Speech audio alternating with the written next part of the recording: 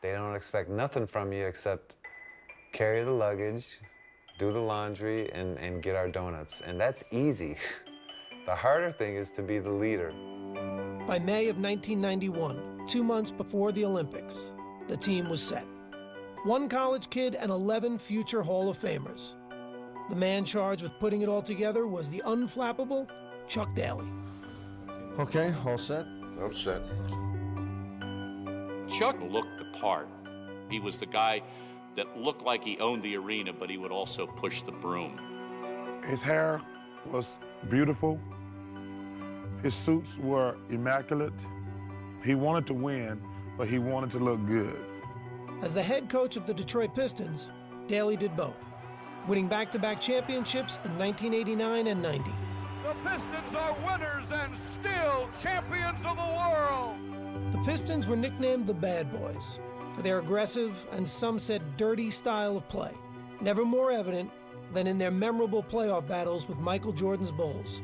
Michael on the move against Vinnie Johnson to the hoop. He is necktied. Oh. Michael Jordan goes down hard. Detroit and Chicago had no love for each other.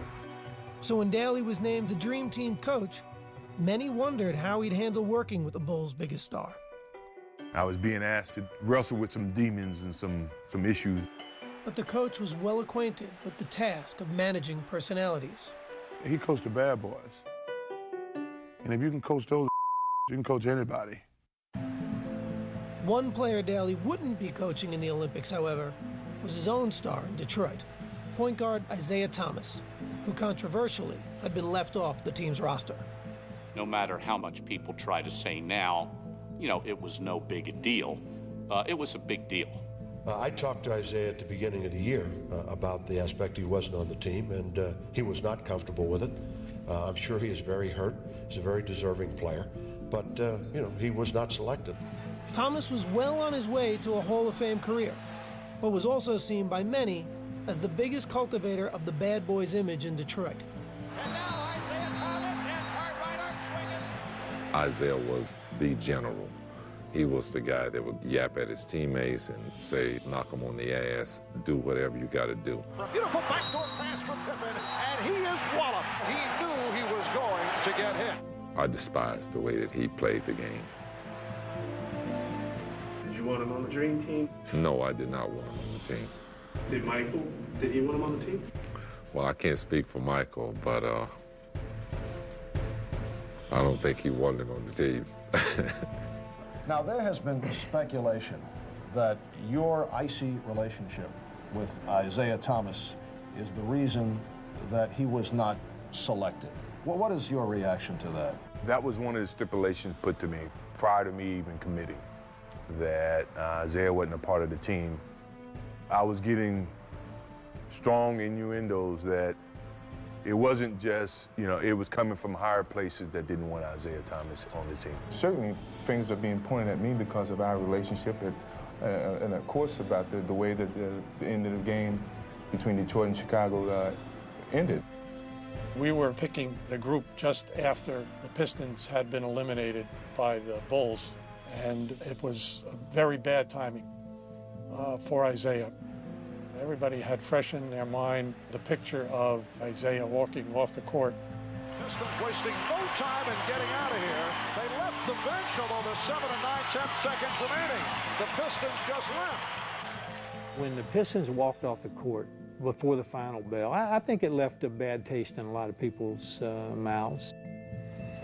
All right, no Isaiah Thomas stuff. No Isaiah Thomas questions. Cool. Jordan and the team were done answering questions about Isaiah. But with training camp approaching, a bigger question would need to be answered. Hello, how you doing? How would the 12 stars that were selected play together? Welcome. Training camp began on June 22nd, 1992, in La Jolla, California. And when the gym doors opened, no one was quite sure what to expect, especially the players themselves. There's a lot of egos in one gym and on one team. Everybody wanted their form to shine and showcase why they were a part of this team. With all these stars on the team, if it comes down to the last shot, who's gonna take the shot? Me. Everybody in the world has an ego. The only difference between us, we have a reason to have an ego. Every one of us felt like we was everybody. And when practice started that first day, every player seemed to be trying to prove just how great they were. It was a very competitive practice, and I'm thinking, aren't we all on the same team? Patrick go, I don't want to play with David, I want to play against him. Then you hear Michael say, I don't want to be on Magic's team, I want to play against him. Every evaluation of Michael Jordan at that time was, he's good, but he's never Magic Johnson. In my competitive nature, I want to use every little bit that I could gather so that I can gain an advantage. Karl Malone, he's the only guy I would even compare to myself at the power forward position. So I want to prove that I was the best power forward in the world. Charles. Yeah, he's a great talent. Do I think he's better than me? Hell no. So let's do this. By the time this over with, you're gonna be thinking I'm damn good too. The first practice, Barkley drives baseline and Karl Malone jumps up like this. Barkley just dunked on him so hard. It was just an unbelievable play. I felt like, man, I cannot believe that I'm part of this practice. A few days later, the team had a chance to acclimate themselves to playing on the same side. Chuck Daly had scheduled a scrimmage against a select group of college players, a group thrilled to be facing off against their idols. I found out today I might be picking up Magic a little bit full court, so, you know, things are just happening for me that really makes me happy. My whole thought process was don't embarrass yourself, and that was like the theme for me, like just hang in there. A lot of those people that I've looked up to, Barkley, Malone, a lot of those people talk confidence, and I think it's going to be a good matchup, you know. There's no advantage on either side. For the college players, it was a chance to see how they'd match up against the world's best. For Coach Daly, it was an opportunity to get his stars to grow into a single unit. I think we're somewhere between the mentality of an all-star game and trying to come together as a team.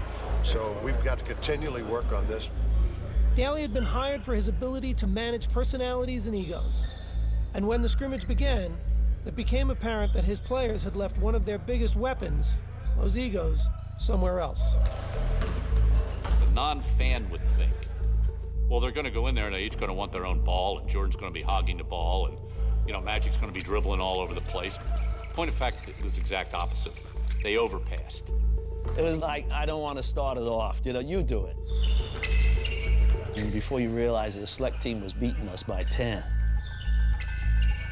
We didn't know how to play with each other. We didn't want to step on anybody's toes or hurt any egos. So these young kids, they were killing us. We were not into it, and we paid for it. Chris Webber was a man. I thought, boy, that's the guys coming this league, I could get out of here. Bobby Hurley was dominant. I did have some success penetrating and collapsing the defense, and our energy, our excitement to play, all those things played in our favor. Bobby Hurley didn't play 2 seasons in the NBA. Nevertheless, it did expose the one weakness they could have had, which is defending against quick guards. They were playing great. Then I noticed that Michael Jordan is not playing. I'm saying something. Chuck, then he said, we're all right. Yeah, we're all right. Daly watched as his players failed to make up the deficit. And in their first taste of outside competition, the Dream Team lost. A story their coach didn't want the press to get their hands on. I remember Chuck saying, as soon as the game ended and we were getting ready to let media in, it was erase the scoreboard.